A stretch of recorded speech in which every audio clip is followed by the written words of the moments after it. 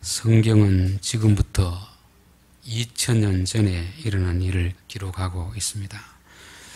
그리고 유대 나라는 우리나라로 지구 반대편에 있는 아주 거리적으로도 먼 지역에 있는 이야기입니다.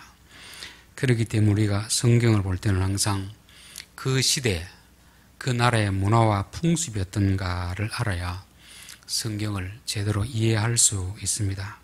우리가 이제 십자가 사건도 보면 단지 우리의 입장에서만 보면 이 군인들은 아주 악한 사람들입니다. 그러나 우리가 조금 문화를 보면 군인들의 행동도 이해가 되는 것이죠. 우리 흔히 십자가라고 하면 오늘 우리가 볼 때는 십자가는 어떤 의미를 가집니까? 교회 표상이잖아요. 표석, 교회 표지. 그래서 교회들마다 십자가를 다 해놓는 거잖아요. 우리에게는 참 구원의 십자가이고 영광스러운 그런 십자가입니다. 그러나 성경이 기록되었을 때 예수님이 십자가를 지실 때 그때 십자가는 그런 의미가 아니었습니다.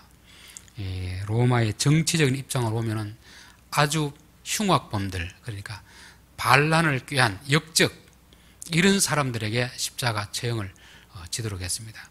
그리고 종교적으로 보면은 이 하나님께 저주받은 사람, 오늘날 말하면 이단 중에서 아주 괴수들 이런 사람들에게 지우는 처형 방식이 바로 십자가인 것입니다. 그래서 이게 너무 잔인하다 보니까 로마 1000년의 역사 동안에 98명만 십자가를 지었답니다. 그만큼 이게 괴로움을 많이 주는 것이고 또 사람들에게 수치와 부끄러움을 주는 그런 형벌이 바로 십자가였습니다. 그래서 우리가 생각하는 십자가와 이 당시 사람들이 생각하는 십자가는 근본적으로 다른 의미를 가지고 있다는 것이죠.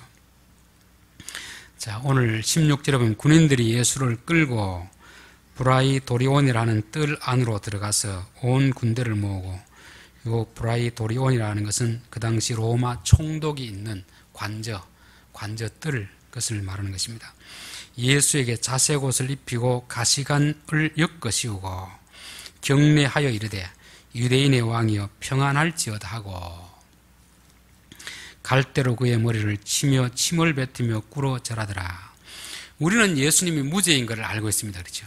이 당시 군인들은 예수님은 어떤 사람을 알겠습니까? 아주 흉악범, 강도, 이 배신자, 역적 그런 식으로 알고 있는 것입니다.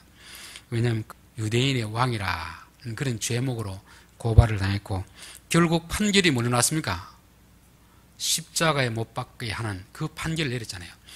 우리들도 어떤 사람을 볼 때 그 사람이 지은 죄를 밝히는 것보다도 판결이 어떻게 났는가를 보고 판단하는 것입니다. 그 사람이 아무리 잘못해도 판결이 무죄로 나오면 그 사람은 무죄가 되는 것입니다. 잘못이 없어도 판사가 사형이다 하면 어떻게 됩니까? 사형 은고를 받습니다. 그래서 우리 일반인들은 어떤 사람의 죄에 대해서 우리가 잘 모를 때는 판사가 내린 판결을 보고 그 사람을 판단하는 것입니다.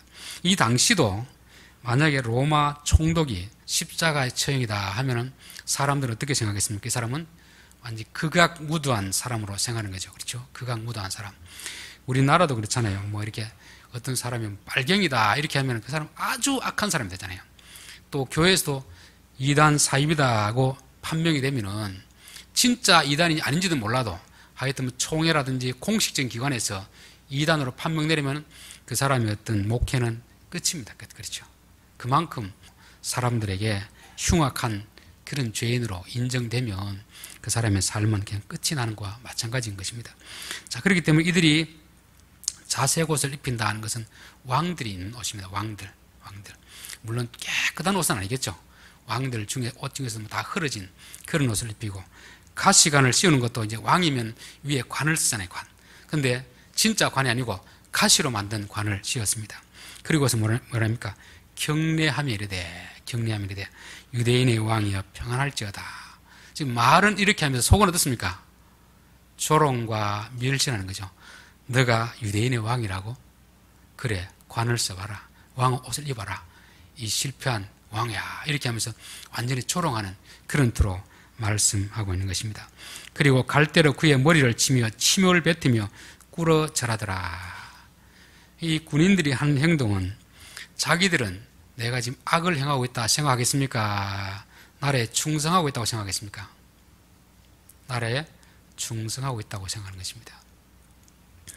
우리도 예전에 보면 이제 역적들 반란을 모의하고 잡히면 어떻게 되죠?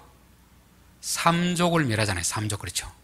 그럼 그 왕의 명령을 받들어가 그 역적을 처단하는 사람들은 자기가 잘못하고 있다고 생각했습니까? 잘하고 있다고 생각했습니까?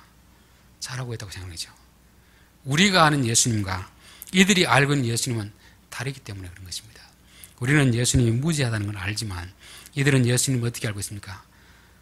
지금 로마의 식민지인 유대인들이 백성들을 선동해가지고 자기가 이 나라에서 반란을 일으키는 그런 사람을 보기 때문에 당연히 로마 군인으로서는 극형에 처해되고 최대한 고통을 주고 모독을 줘야 된다고 그렇게 생각하는 것입니다. 누가복음 23장 34절에 이에 예수께서 이르시되 아버지 저들을 사하여 주시옵소서 자기들이 하는 것을 알지 못함이니이다. 그래서 이 군인들은 악한 면도 있지만 무지하다는 거지. 무지. 이분이 예수님인지 하나님의 아들인지 모르는 것이죠. 단지 그 총독이 십자가에 처형을 선고를 내리니까 아주 악한 사람으로 그렇게 판단을 내리고 이 악한 사람 우리가 처단해야 된다. 이런 사명감을 가지고 그렇게 하고 있는 것입니다. 저는 오늘날도 이제 교회를 핍박하는 세력들 보면은 그들이 악한 면도 있겠지만 참 무지하구나. 무지해서 그렇구나. 알면 저렇게 안 할 텐데 무지해서 그렇다. 그런 생각을 할 때가 참 많이 있습니다. 그래서 우리들은 이 군인들을 욕을 하지만 예수님 욕하지 않습니다. 하나님 저들의 죄를 용서해 주옵소서. 저들이 알지 못해서 그렇습니다. 그런 말씀을 하고 있는 것입니다. 자, 그래서 우리가 이제 군인들의 행동을 조금은 객관적인 상황에서 조금 이해하는 그런 측면에서 제가 말씀드렸습니다. 자, 그런데 이제 하나 이해가 안 되는 것은 예수님은 죄가 없잖아요. 또 충분히 마음만 먹으면 그 자리에서 나올 수 있는 힘과 능력이 있잖아요. 그런데도 가만히 맞고 조롱을 당하고 있는 것입니다. 그럼 그것을 보고 있는 제자들 멀찍이 있었겠지만 마음이 어떻겠습니까? 언제쯤 능력을 발휘하려나? 언제쯤 큰 소리 치면서 군인들을 다 쓰러뜨리려나? 기대를 가지고 있는데 전혀 예수님은 그런 능력을 발휘할 생각을 하지 않고 있습니다.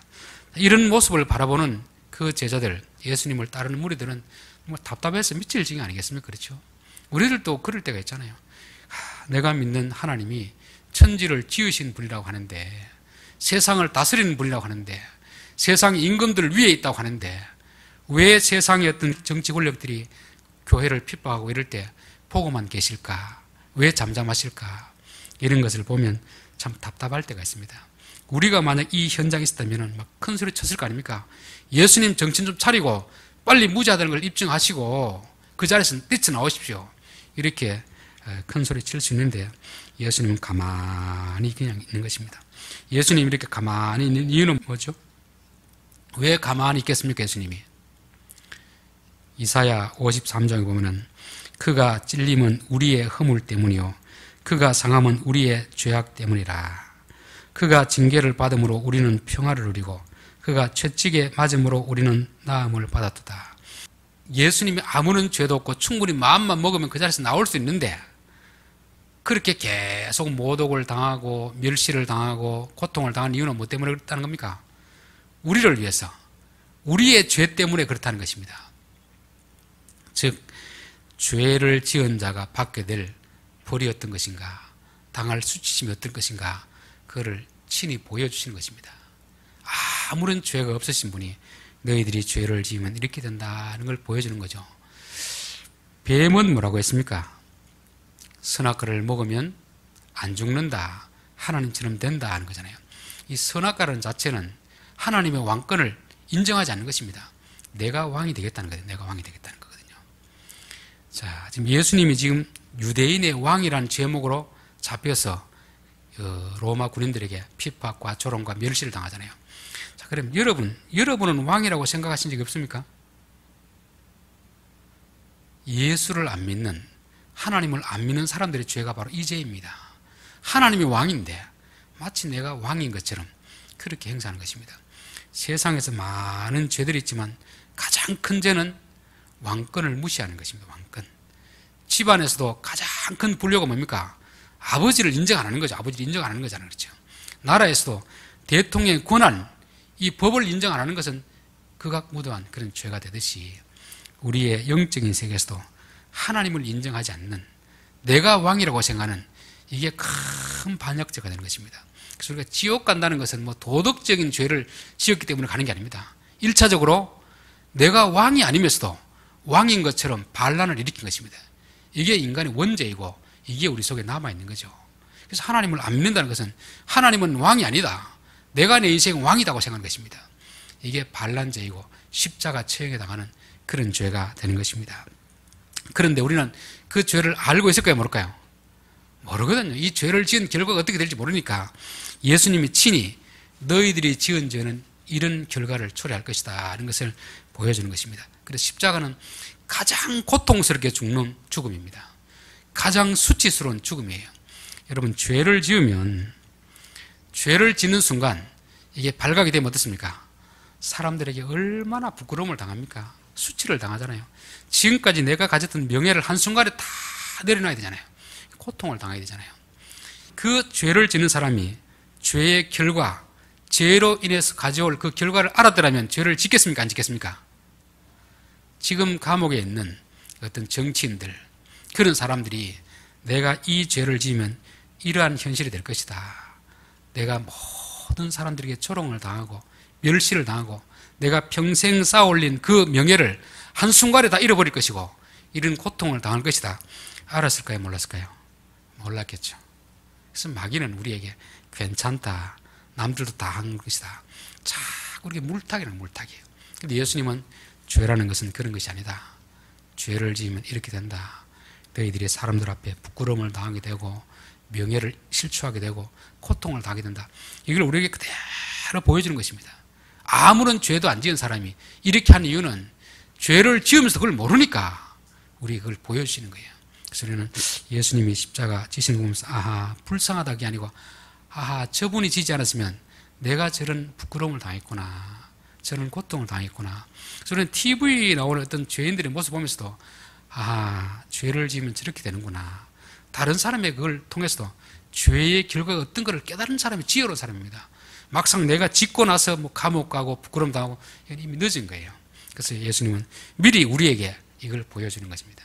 너희들이 지은 죄가 그대로 되면 이렇게 내가 지금 받는 모독과 수치와 멸시 그리고 고통을 받는 것이다 하는 것을 말씀하고 있습니다. 갈라디아 2장 20절에 보면 내가 그리스도와 함께 십자가에 못 박혔나니, 내가 그리스도와 함께 십자가에 못 박혔나니. 어떤 분이 제가 강도사일 땐가 그런데 이 구절을 보면서 이해가 안 됩니다 그러더라고요. 저는 주님과 함께 십자가에 못 박힌 적이 없는데 왜 성경은 못 박혔다고 이렇게 말씀하고 있습니까? 제가 언제 못 박혔습니까? 이렇게 물어보더라고요. 여러분, 못 박혔습니까? 예수님이 2000년 전에 못 박힐 때 여러분 그거 있었습니까? 없었잖아요. 그런데 사도 바울은 내가 그리스도와 함께 십자가에 못 박혔다는 것입니다. 이게 믿음의 비밀입니다. 믿음의 비밀. 믿음은 과거의 사건을 현재로 끌어오는 그런 능력이 있습니다. 능력. 그리고 또 미래에 되어질 것을 현재로 끌어오는 그런 능력이 있어요. 믿음이라는 것이. 그래서 히브리서 보면은 믿음은 바라는 것들의 실상이요 보지 못하는 것들의 증거라 되어 있잖아요. 우리가 2000년 전에 예수님 십자가에 못 박힌 걸 우리가 봤습니까? 못 봤잖아요. 아무런 증거가 없잖아요. 세상이 창조되는 걸 우리가 봤습니까? 뭐 안 봤잖아요. 그렇죠? 그러니까 증거가 없는 것입니다. 믿음이 있으면 그 사건을 우리의 현실로 지금 끌어오는 것입니다. 예수님 십자가에 달려 돌아가신 기간은 2000년 전의 일입니다. 그럼 우리가 믿음을 가진다는 것은 믿음이 뜻을 모르겠죠? 예수님 우리를 하나가 되게 한다. 묶다는 것이잖아요. 그래서 우리가 2000년 후에 예수를 믿으며 시간을 초월해서 우리를 어디로 데려가는 겁니까? 그 2000년 전의 사건을 우리를 데려가는 것입니다. 그래서 예수님 십자가에 못 박힐 때 우리도 같이 못 박히는 거예요. 이거는 물리적인 사건을 말하는, 영적인 사건을 말하는 것입니다. 그리고 먼 미래에 될 천국을 어떻게 합니까? 가지고 오잖아요. 현실로 가지고 사는 것입니다. 그래서 믿음 있는 사람은 과거의 사건을 현실에 지금 갖다 놓는 것이고 또 먼 미래에 되어질 것을 현실에 지금 보고 사는 그것이 바로 믿음의 비밀인 것입니다. 그래서 이건 믿음이 없으면 설명할 수 없어요. 과학적으로 논리적으로 설명이 안 되는 것입니다. 그래서 사도 바울은 바로 내가 그리스도와 함께 십자가에 못 박혀 죽었나니. 지금 예수님 2000년 전에 일어난 이 사건인데 우리가 믿으면, 그분을 믿으면 같이 우리는 2000년 전으로 같이 가는 것입니다. 시간을 초월해서 그것으로 가는 것이고, 또 이 현장에서 지금 뭘 봅니까? 아하, 우리가 지금 지은 죄가 그대로 두면 이런 고통을 당했구나, 이런 수치를 당했구나, 그걸 현장에 쭉 보여주는 것입니다. 그러니 우리 십자가를 보면은 참 감사한 마음도 있고 죄송한 마음도 있고 참 끔찍하겠구나, 그런 마음이, 여러 가지 마음이 복합적으로 그렇게 들게 되는 것입니다. 그 다음에 두 번째는 우리를 구원하기 위한 하나님의 방식이 십자가입니다. 방식 십자가. 그래서 예수님 십자가를 지는 거 보면은 고통당하는 너무 불쌍하지만 이게 아니고는 해결할 방법이 없습니다. 사람들은 자기 죄를 해결할 때 지은 사람이 벌을 받는 게 가장 공정하죠. 그게 정의잖아요. 정의. 그렇죠. 내가 죄를 지었으면 내가 죄값을 받아야 되잖아요. 기독교는 그게 아닙니다. 내가 지은 죄를 누군가 대신 받게 해주는 것입니다. 여러분, 우리가 사실 내가 지은 죄를 다 죄값을 받으려고 하면 견딜 수가 없습니다. 그래서 하나님은 죄는 미워하지만 죄인은 사랑하시기 때문에 우리의 죄를 다 누구에게 전가시킵니까? 아들에게 전가시키는 것입니다. 그리고 너희들이 그 아들을 믿으면 너희 죄값을 내가 다 넘겨줬기 때문에 그 아들이 가지고 있는 의를 우리에게 전가시켜 주겠다는 거예요. 이게 구원의 비밀인 것입니다. 그래서 하나님을 안 믿는 것이 가장 큰 죄이고, 그 다음에 예수님을 안 믿는 것이 큰 죄입니다. 하나님을 안 믿는다는 것은 결국 누가 왕이라는 겁니까? 자기가 인생의 왕이라는 거거든요. 그렇죠? 이건 하나님이 봤을 때는 반란죄입니다. 반란죄. 용서받을 수가 없는 죄예요. 그리고 그 죄를 예수님을 통해서 구원을 해주시는데, 예수님을 안 믿겠다는 건 자기 스스로 자기 죄값을 치르겠다는 것입니다. 그 길은 뭐겠습니까? 지옥밖에 없잖아요. 그렇죠? 하나님은 예수님을 통해서 내 아들을 통해서 죄값을 다 치루었으니 너는 그를 믿고 따라오면 된다는 것입니다. 그래서 기독교의 구원과 세상의 어떤 그 죄값을 치는 것은 전혀 다른 것입니다. 세상은 전형적으로 자기가 지은 죄는 자기가 받아야 이게 공정한 것입니다. 그러나 하나님 나라는 그렇지 않습니다. 우리를 사랑하기 때문에 우리 대신 아들이 그 죄값을 치르고 내가 대신 너의 죄값을 치렀으니까 나를 믿고 따라오라, 그렇게 하는 것입니다. 자, 이때 제자들은 뭘 했겠습니까? 저는 궁금했습니다. 이들은 뭘 하고 있을까? 3년을 따라다녔는데 예수님이 가장 힘든 시간 아닙니까? 이때 가장 힘든 시간이거든요. 그런데 가장 힘든 시간에 물론 멀찍이는 따라왔겠지만 아무도 예수님과 같이 고난을 나눌 제자가 없었다는 것입니다. 참, 이걸 보면 야, 인간이 이렇게 참 악한가 간사한가 그런 생각이 듭니다. 가장 가까이 있어야 될 사람들이 가장 힘든 시간에 없다는 것입니다. 참 인생이라는 것은 보면 외로운 것 같아요. 살 때는 같이 부부로 남편으로 자식으로 살아도 진짜 내가 어려운 순간에는 나와 함께할 사람이 없구나, 그걸 느끼는 것입니다. 여러분, 죽음의 길까지 같이 갈 수 있는 분은 예수님밖에 없습니다. 부모도 같이 못 갑니다. 남편도 못 가고 자식도 같이 못 갑니다. 친구도 같이 갈 수 없는 것이 이게 죽음의 길이에요. 제자라고 갈 수 있는 게 아닙니다. 같이 있어야 될 사람이 아무도 같이 있지 못하는 이런 상황을 지금 말씀하고 있는 것입니다. 자, 그리고 21절에 마침 알렉산더와 루포의 아버지인 구레네 사람 시몬이 시골로부터 와서 지나가는데 그들이 그를 억지로 같이 가게 하여 예수의 십자가를 지우고 되었습니다. 예수님이 이 관정에서 골고다까지 갈 때 쭉 돌아가면서 그 길에 이미 관정에서 너무 많이 맞았기 때문에 다리, 무릎이, 뼈가 다 으스러져가지고 도저히 못 지고 갈 이런 상황이었습니다. 계속 지고다가 쓰러지고 다시 이렇게 세워지고 도저히 못 지고 가니까 군인들이 보니까 어떤 사람이 있는데 보니까 너 와서 이 십자가 져, 이렇게 하는 것입니다. 이 사람은 거의 전혀 이 십자가와 아무런 상관이 없는 그런 사람입니다. 이 구레네 사람이라는 것은 북아프리카 그쪽에서 살던 사람인데 시몬이라는 이름을 봤을 때는 아, 유대인이구나, 유대인. 바벨론 포로 시절에 다 흩어졌잖아요. 그곳에 살다가 이들은 그래도 신앙은 있으니까 6월절 명절이 되면 어떻게 하냐면 꼭 참석하는 게 예루살렘에 찾는 것입니다. 그러니까 이 사람도 아마 예루살렘에 그 당시 참석했던 것 같아요. 그런데 이분은 예수는 모르겠죠. 그런데 그날따라 보니까 사람들이 군중이 많이 모여 있습니다. 시골로부터 와서 지나가는데 이렇게 좀 착해 보이고 힘도 세고 이런 사람 같으니까 너 와서 지라, 이렇게 하는 것입니다. 그런데 이 사람은 북아프리카 쪽에서 유월절 명절을 지키기 위해서 아마 자녀들을 데리고 왔지 않나 그런 생각이 드는 것입니다. 그래서 이스라엘 백성들은 꼭 1년에 한두 번 정도는 이 성지를 방문해야 되거든요. 종교의 어떤 큰 그 종교적 활동인 것입니다. 그러니까 미리 와가지고 또 북아프리카에 지금 오는 것이 지금처럼 뭐 비행기가 있어서 하루 만에 오는 게 아닙니다. 배를 타고 몇 달이 걸리는 그런 게거든요. 큰 맘 먹고 와야 되는 것입니다. 와가지고 예루살렘 쭉 돌아가면서 이것이 다윗의 성이다 쭉 설명해 줬을 것입니다. 아마 이날도 이 자녀들하고 쭉 예루살렘에 오는데 보니까 웬 사람들 무리가 많이 모여 있습니다. 근데 좀 분위기가 심상찮아 안에 좀 가보니까 누군가 피를 절절 흘리며 십자가를 메고 가는 거죠. 저분이 왜 무슨 죄를 지었을까 생각하는 그 순간에 불려가는 거죠. 그렇죠? 우리로 말하면 얼마나 재수가 없겠습니까? 그 많은 사람 중에서 자기는 이제 뭐 이곳에 사는 사람도 아니고 다른 나라에 살고 있는 사람인데 해필 재수 없게 불려서 왜 지고 가야 되는가 아마 그런 생각도 할 수 있었을 것입니다. 그런데 이 구레네 시몬은 이 사건을 통해서 예수님의 마지막 죽음을 함께하는 그런 영광을 얻었습니다. 그전에는 예수님 몰랐지만 그분과 함께하면서 이분이 왜 이런 십자가를 지는가 유심히 살펴보면서 그 길을 걸어갔던 것입니다. 그때 아마 믿음이 생겼던 것 같아요. 그리고 오늘 보면 알렉산더와 루포의 아버지, 일반적으로는 보면은 누구의 아들, 누구의 손자 이렇게 소개하는 게 정상적이거든요. 근데 여기서는 누구의 아버지라고 소개합니다. 그 말은 누가 더 유명하다는 겁니까? 아들이 더 유명하다는 거죠. 아들, 그렇죠? 알렉산더와 루포. 물론 이 마가복음을 쓸 때 이 글을 읽는 대상자들이 구레네 시몬이라면 몰라도 알렉산더, 이 루포라고 하면 알 정도로 그렇게 그 아들들은 유명한 사람이 된 거죠.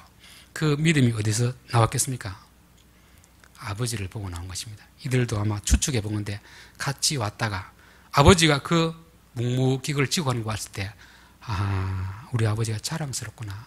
그때는 왜 그런지 몰랐었는데 나중에 보니까 그분이 예수님이었고 그 마지막 길을 제자들도 지지 못하는 그 십자가를 우리 아버지가 졌구나. 너무 영광스럽게 생각했을 것입니다. 그래서 이들은 초대기에 참 훌륭한 지도자가 되었던 것이죠. 자, 이걸 보면은 신앙생활은 저는 이제 원칙적으로는 내가 자원해 사는 게 제일 좋습니다. 이게 원칙은 그렇죠. 누가 쉽게 사는 것보다는 내가 어려운 일을 자원하는 게 제일 좋습니다. 그러나 그 정도 믿음이 안 될 때는 누군가 내게 뭘 일을 맡기면 왜 나에게 이런 일을 맡기는가? 이런 일을 다른 사람도 많은데 나는 내 일 다 했는데 이렇게 거절하지 말고 맡길 때는 이유가 있겠지. 믿을 만하니까 맡기는 게 아닌가. 그렇게 해서 그 일을 하다 보면은 그 일을 통해서 하나님이 큰 복이 예비된 것을 깨닫게 된다는 것입니다. 이 당시로 봤을 때는 그 많은 사람인데 해필 나인가 불평할 수 있을 것입니다. 그렇죠? 그런데 그 마지막 기회, 하나님의 아들이 이 땅에 와서 마지막 가는 길을 같이 갈 수 있는 사람은 이 사람 한 사람 처음입니다. 참. 얼마나 큰 복입니까? 그래서 저는 우리들도 교회 생활이라든지 직장 생활할 때 내가 원해서 뭐 하면 제일 좋은데 다들 하기 싫어하는 일 있잖아요. 뭐 주말에 나와서 근무서라든지 어린 날라든지 자기 일 다 했는데 내 일 다 해놓고 쉬려고 하는데 하면은 싫을 거 아닙니까? 그런데 예, 알겠습니다. 이렇게 하는 것이 이게 예수 믿는 사람의 태도인 것입니다. 그래서 의를 위하여 핍박을 받는 자는 복이 있나니 천국의 상이 큼이라. 적어도 우리 예수 믿는 사람은 직장생활 하든지 교회생활 하든지 사회생활 할 때 남들이 다 하기 싫어하는 일 있으면 제가 하겠습니다. 자원하는 게 제일 좋고 그게 안 되면 아이고 당신이 좀 하십시오 하면 예 알겠습니다. 제가 하죠. 이게 참 복인 것입니다. 하나님은 항상 우리에게 영광은 어디에 숨겨두었습니까? 고난 뒤에 숨겨둔 거죠. 그래서 십자가를 지고 따라오는 말씀이 바로 그 말인 것입니다. 그리고 또 이 구레네 시몬을 보면은 아버지가 씨를 뿌려내니까 그 열매를 누가 거둡니까? 자식들이 거두잖아요. 그러니까 아버지보다는 자식이 더 유명이 되는 것입니다. 그래서 저는 우리 지동교회 성도들이 우리 지금 부모님 세대보다는 자녀들이 더 하나님 앞에 훌륭하게 쓰임받는 그런 삶이 되기를 원합니다. 그것은 말로 한다고 되는 게 아닙니다. 여러분 교육은 말로 가르치면 될 것 같습니까? 말로는 안 돼요. 부모가 친히 묵묵히 십자가 지는 그거를 자식들은 보고 있는 것입니다.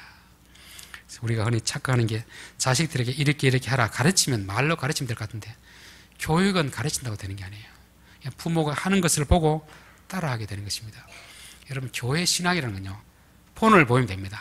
알렉산더 루포 같은 경우는 아버지가 왔을 때 아마 어렸을 것 같아요. 얼마나 어린지 모르지만 아버지가 그 남들이 아무도 지지 않는, 져야 될 필요도 없는 그 십자가를 지는 거 보고 와서 우리 아버지가 저런 분이구나. 나중에는 그 아버지를 보고 존경하는 마음도 있고 정말 자랑스러운 그 마음을 가지고 아버지의 길을 따라가는 그런 아들이 된 것입니다. 그래서 저는 우리 성도들이 신앙은 말로 가르치는 게 아니고 삶으로 본을 보이는 것입니다. 내가 예배드리는 본을 보이고 내가 봉사하는 본을 보이고 그렇게 하면 자식들은 자동적으로 배우는 것입니다. 여러분, 좋은 것도 따라하고 나쁜 것도 따라하잖아요. 그렇죠? 부모가 잘못하면 자식들은 욕하면서 따라합니다. 그렇죠? 또 부모가 잘하는 것도 자기 마음에 안 들더라도 처음엔 이해가 안 되더라도 나중에 되면 다 따라하게 되어 있습니다. 이 루포의 아들들은 한순간 이게 머릿속에 완전히 새겨져 있습니다. 마지막 가는 십자가 길을 우리 아버지가 지고 갔구나. 얼마나 자랑스럽겠습니까? 자, 마지막 23절, 몰약을 탄 포도주를 주었으나 예수께서 받지 아니하시니라. 이게 너무 고통스러우니까 몰약은 오늘날 같은 마취제입니다. 마취제. 그러니까 조금이라도 마취제를 해가지고 고통을 경감시키도록 그렇게 했는데 예수님은 그걸 받지 않는 거죠. 왜? 십자가를 온전히 지고 가겠다는 것입니다. 이걸 보면 예수님이 이 십자가를 수동적으로 지는 겁니까? 적극적으로 지는 겁니까? 힘이 없어 지는 게 아니라는 걸 알 수 있겠죠. 이 길이 하나님의 뜻이라면 내가 기꺼이 가겠습니다. 그렇게 하는 것입니다. 그래서 저는 성경에서 나온 말씀 중에서 억지로 오리를 가게 하거든 심리를 가져라. 심리. 우리 성도들은 내가 원치 않는 길이라도 이게 하나님 기뻐하는 길이라 싶으면은 요령 피우지 말고 편하려고 하지 말고 그냥 기꺼이 그 일을 잘 감당하는 것이 이게 진짜 성도의 삶이다. 저는 그런 생각이 있습니다.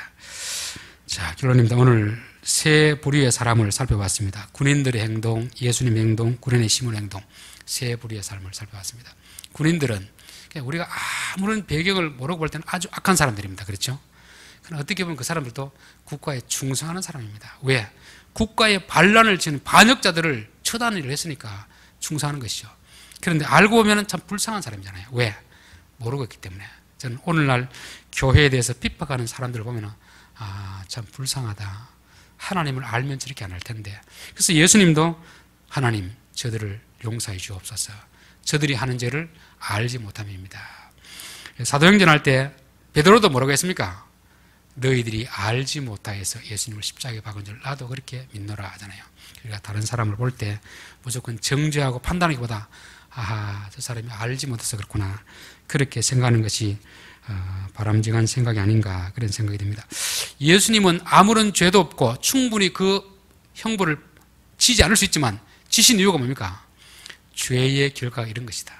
우리는 죄를 지으면서도 앞으로 이 죄를 지은 결과가 어떻게 될지 모르지만 예수는 미리 보여주는 것입니다.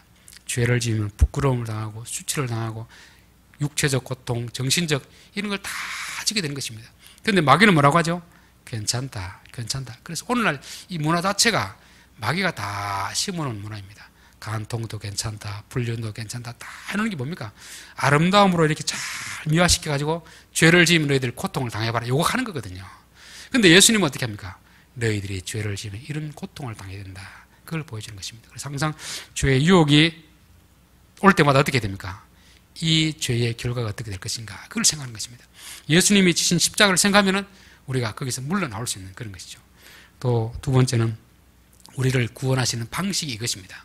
세상은 내가 죄를 지으면 내가 값을 치러야 됩니다. 그러나 하나님은 우리가 다 치를 수 없기 때문에 아들을 통해서 대신 지게 할 테니까 너희들은 아들만 믿고 따라오라는 것입니다. 그래서 가장 큰 죄는 하나님을 안 믿는 것이고 예수님을 안 믿는 것입니다. 이 교만한 것이고 자기가 왕이 되는 것이고 자기 죄를 자기 스스로 해결하려는 것이잖아요. 이 얼마나 교만한 것입니까? 우리 예수를 믿는 것은 내 죄값을 내가 다 치를 수 없습니다. 하나님이 아들을 통해 치르신 그 죄값을 내가 대신 받겠습니다 하는 거죠. 그래서 우리가 의로워지는 것은 내가 의로운 일을 행해서 의로워지는 게 아니고 우리의 죄값은 다 누구에게 넘기고 예수님께 넘기고 예수님의 의로움을 우리가 취하는 거잖아요. 어떻게 보면 이기적인데 하나님이 그게 우리에게 주신 은혜인 것입니다. 자, 구레네 시몬은 재수 없어서 지는 게 아니죠. 하나님의 섭리였습니다. 하나님 섭리. 하나님의 교회가에서 구레네 시몬에게 주신 하나님의 특권이었죠. 우리가 믿음이 없으면 이런 걸 어떻게 하겠습니까? 발로 걷어차는 거잖아요. 세월을 아끼라 하는 말이 뭡니까? 기회를 잡으라는 거예요. 기회. 하나님 우리에게 복 주실 기회를 주시는데 믿음이 있으면 깨닫는 것이고 없으면 못 깨닫는 것입니다.